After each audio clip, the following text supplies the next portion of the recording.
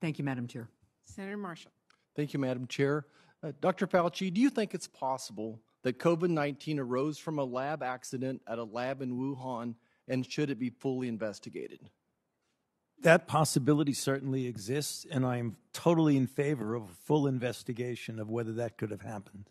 Great. Is it possible COVID-19 is not naturally occurring?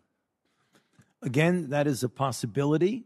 I don't know if we're ever going to be able to approve that, but you always need to open up and leave all possibilities, which is the reason why I and so many of my colleagues are very much in favor of what the WHO said, that they want to go back again and take another look in there and see what was going on in that lab.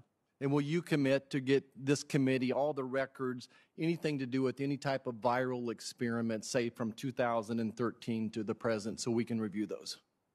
Certainly, I would comply with any request of the committee. Do you and others at NIH have a conflict of interest when determining if the labs and lab work you help fund should be investigated and how it's investigated? No, I don't think it's a conflict of interest. We're very open and wanting to make sure that everything that has any question is looked into at all. I have no problem with that. Okay. In 2013, President Obama placed a moratorium on viral gain-of-function studies with some loopholes, which you were able to use at certain times. I know we disagree. I know we disagree. We can discuss what's viral gain-of-function and what isn't. But in 2017, you had a long process, and I assume it was you that decided to lift this moratorium. And during this review, my question is this. During the review, did you consider the risk of dual applications by military, terrorists, or other foreign actors? I'm not sure what you mean by that, Senator. Did I consider applications from dual actors? I'll say it again. Did you consider the risk of dual application? That there might be other folks that would use some of the GOF function discoveries that they might be used by a military, terrorist, or other foreign actors? Well, in any research that we do, we publish the research. It's available for anyone to use it in any manner in which they can. That's the modus operandi of the NIH.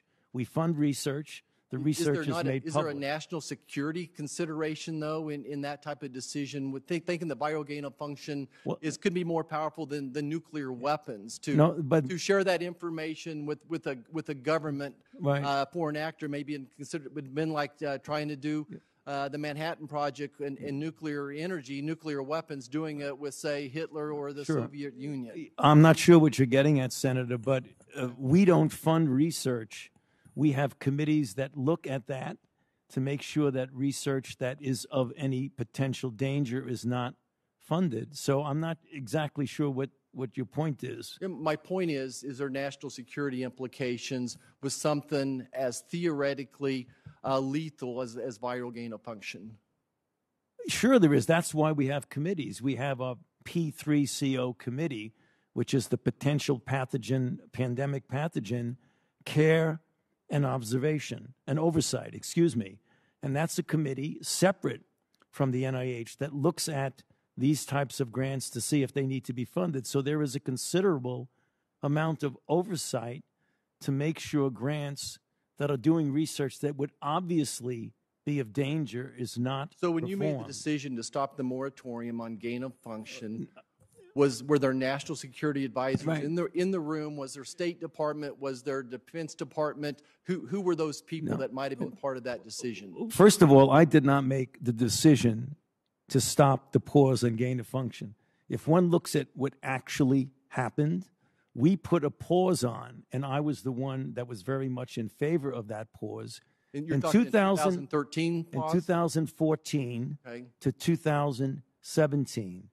The pause was lifted because we established a committee that looked at what we called P3CO. I'm familiar with it. Right, exactly. And when that committee then was able to make decisions about granting apart from the NIH so that we would not have any decision in it, it would be a decision. I got one last question I want to sneak in. I still don't know that you answered. Was there national security people in the room when that process, that someone made the decision? I think you led that decision, but we'll come back to that. Here's my last question. If COVID-19 is indeed a product of lab manipulation, Can you sit here and unequivocally say the viral studies that NIH helped fund, could not be indirectly or directly related to this final COVID-19 virus? Yeah, looking at this experiments that were done that we funded, there would not be that possibility. Unequivocally. Well, you know, they are talking about a hybrid virus of a mouse virus that was adapted to a mouse, that anyone that knows anything about virology would realize that that is not something that would infect a human, much less be pathogenic and transmissible.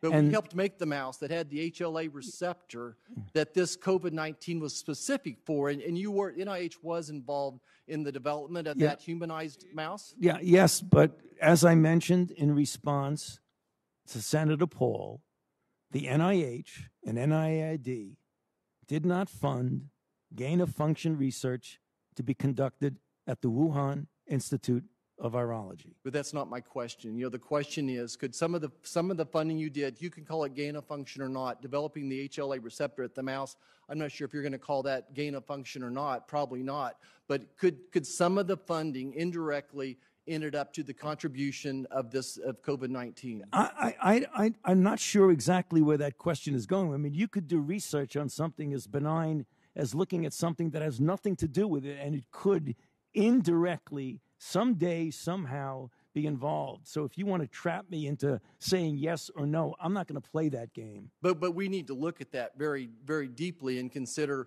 exactly what, that's why you've committed earlier to sharing all the viral. I'd be happy to share any information you would like with the committee. Okay. Thank you so much. I yield back. Thank you. Senator Rosen.